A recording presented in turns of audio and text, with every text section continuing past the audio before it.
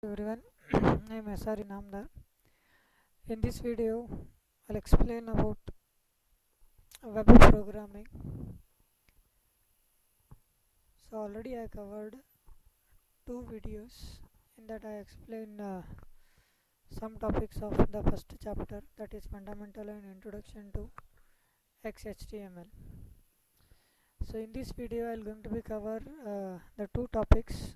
One is hypertext transfer protocol, that is HTTP. In that we have to discuss the request phase and the response phase, and next we have to discuss the concept of security, how to provide the security in web programming, sorry, internet.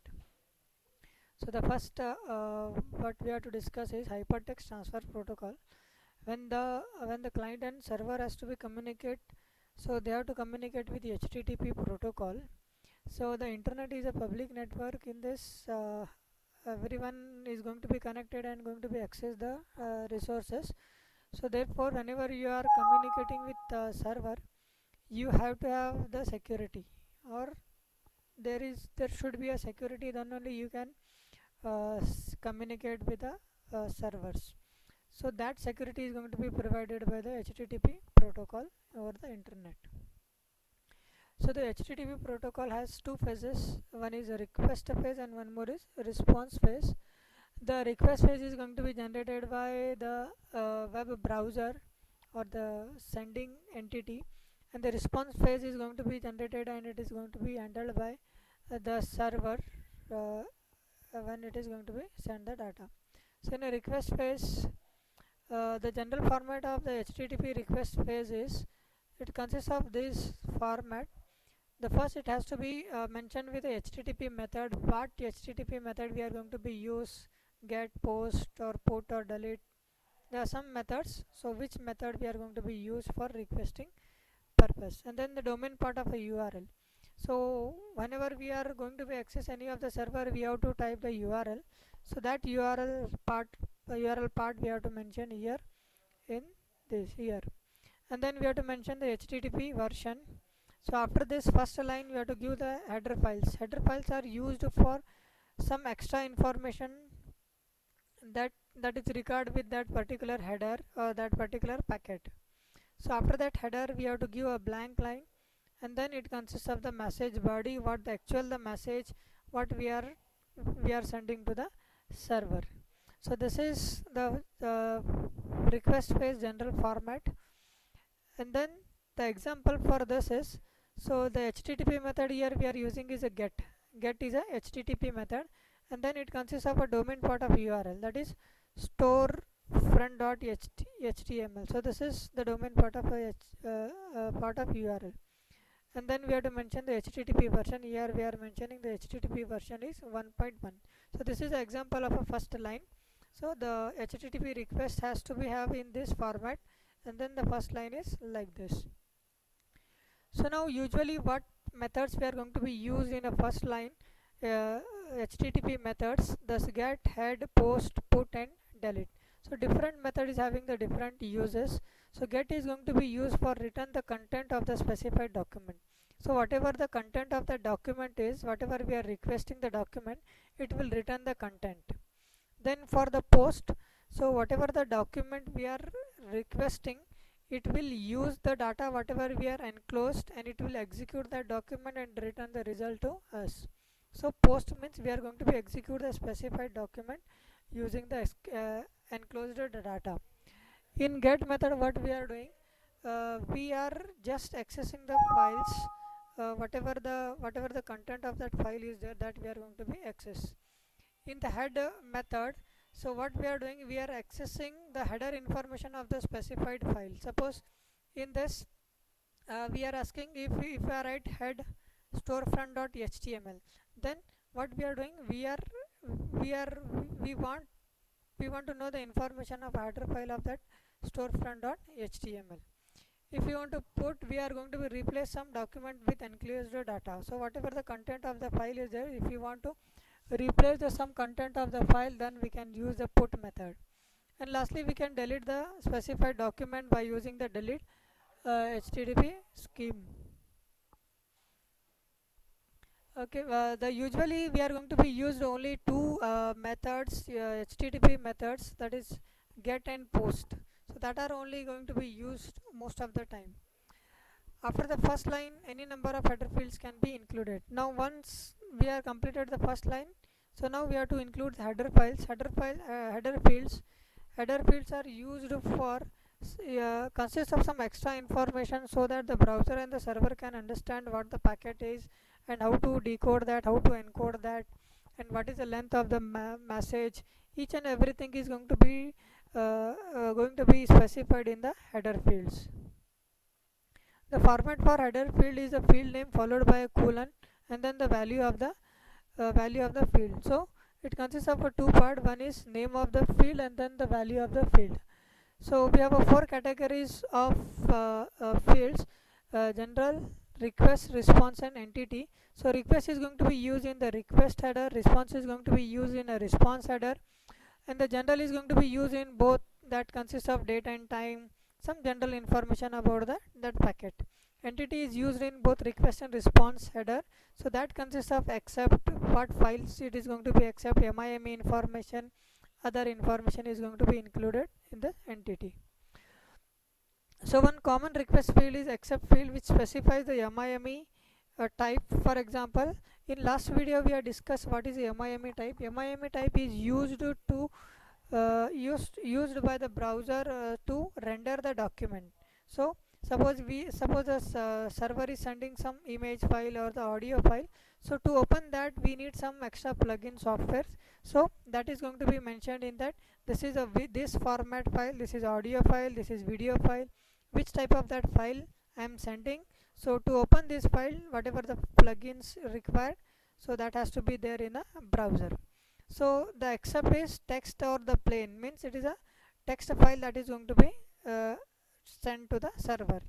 And then the accept image or GIF, image in the form of a GIF, this is a file extension. Then text HTML. So these are the some accept field, so that is going to be used. So the next field we have to use is host colon host name. So this is going to be used in a request field, gives the name of the host. Name of the host means what is the name of a host we are going to be used for this sending purpose. So that is going to be sent to the server in this host name format. Suppose we are using the Mozilla Firefox, then host name is a Mozilla Firefox is going to be sent. Next header field is if modified since, then it is having some value as in the date format. Request field specifies that the request field should be sent only if it has been modified since the date. So whatever we are requesting the file, if it is modified from that date, it is modified at that date, then only it is going to be written, else it is not going to be written. That we are going to be mentioned in the header field of the request phase. If the request has a body, then the length of the body must be given with the content length. Suppose whatever we are requesting, it has some message, it has to, we have to send some message, so at that time it has some length, that message has the length, so that length we have to mention in the content length field.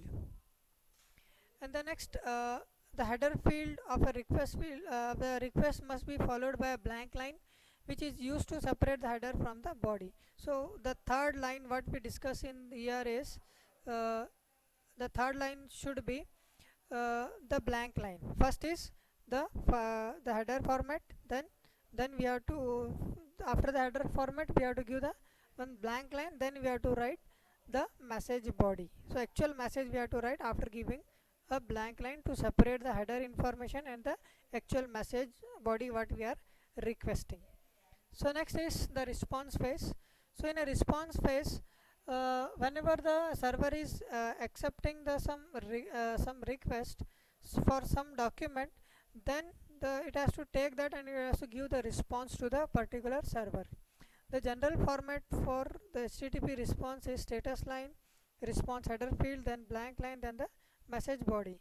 It is similar to the request phase, only the first it is having some lengthy line, then we have header files there also, here also, and then a blank line, and then the response body. So the status line includes the HTTP version used, Then status line consists of the HTTP version and the 3-digit status code for the response and a short textual explanation of the status code. For example, most response begins with HTTP slash 1.1, then this 3-digit 200, and then we are writing the textual information as a OK. So now it consists of three things: status line includes HTTP version. So HTTP version is here HTTP slash 1.1, and then 3-digit status code. So this is a 3-digit status code. Here it is 200, and then the short textual explanation of the status code. OK means it is executing properly. So now so the status code begins with 1 2 3 4 or 5. So we have the general meaning of the 5 categories specified by these first digit are shown in the table. If the first digit is 1, then the status code is informational. If it is 2, success. If it is 3, then redirectional. If it is 4, then the client error. If it is 5, then it's a server error. So based on the first digit, what we can understand that what type of error we are getting. If it is 5, then it's a server error. If it is 4, then it is a client error. If it is 3, it is redirection to the another website. If it is 2, then the response is success and it is going to be redirected to your particular page. One of the most common status code is the one that user never want to see is 404 not found, which means that the request file not found in the server. So whenever we are accessing any of the documents, suppose that document is not present in that particular server, so at that time we are going to be seen a 404 not found error. It means that whatever the requested file is not present in the particular server, therefore we are able to see 404 not found error. The status code 200 means the request handle without error. If we are getting the request code as a 200, so whatever we are requesting, so the response is getting success and we are getting the file.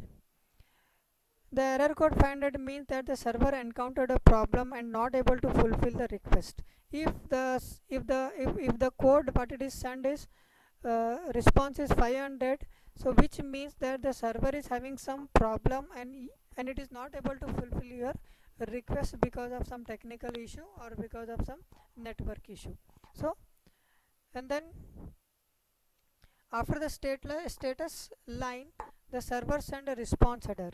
In a request field also we are having the request headers. Here we are having the response headers, which contains several lines of information about the response. So here response header consists of some information about the what it is responding to the browser or to the client. The essential field is the header is the content length. So content length, how much what size of the content it is going to be sent to the browser along with the content type, what type of the file it is sending to the client in the response, and the content length, how much length it is going to be respond. So after the response header must be followed by a blank line, then we have to include the response data. Actually the data what we want to send to the server, that we have to include here. The next topic is security. So it is important to provide the security whenever we are sending and the receiving over the internet. Security is one of the major concern in the internet. The server system can be accessed easily with basic hardware support, internet connection and web browsers. So now whenever we are sending some data, then we have to provide the we have to send the data whenever there is a secure connection, then only we are able to send the data over the internet. The client can retrieve very important information from the server.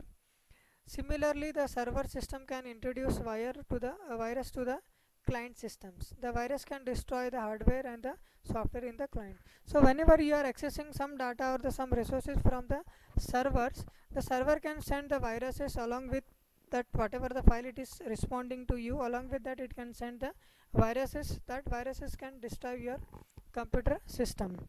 So therefore we have to provide the security in this form also. While programming the web, following requirements should be considered. The first one, we have to provide the security in the form of a privacy, then integrity. It means the message should be readable only to the communicating parties and not to the intruder. Privacy is nothing but whatever the message we are sending to whom we are sending, so that message has to be readable only to the to whom we are sending. It should not be readable by the third party. That is called privacy. Integrity means that the message should not be modified during the transmission. Whenever the document what we are sending and what it is receiving, both has to be same. The message should not be modified during the transmission. Means what the data the receiver is receiving and what the data the sender is sending, the both data should be same. Then authentication, it means communicating party must be able to know each other identity. So the server has to identify or authenticate the server has to identify the or authenticate the client, and the client has to authenticate to the server. So that is going to be done in handshaking protocol. So that is DUP. Then the fourth one is non-repudiation. It means that it should be possible to prove that the message was sent and the received properly. So how we are going to be assured that, so whatever the data we are sending, it is not modified during the transmission. So that is we can done with a non-repudiation process. So security can be provided using cryptographic algorithm, example private key and the public key. If we want to provide this thing, then we have to use the cryptographic algorithm. We have to encrypt the data before it is sending. Then the server will or the receiver will decrypt the data, and the actual data is going to be extracted from that. And then to protect from the viruses, we have to install antivirus software in our system, so that if the server is sending some viruses along with the requested file, then it is going to be blocked by the antiviruses, and your computer system is going to be safe from that. So hope you understand the today's topic, and if you have any doubt, then you can contact to this number. Thank you.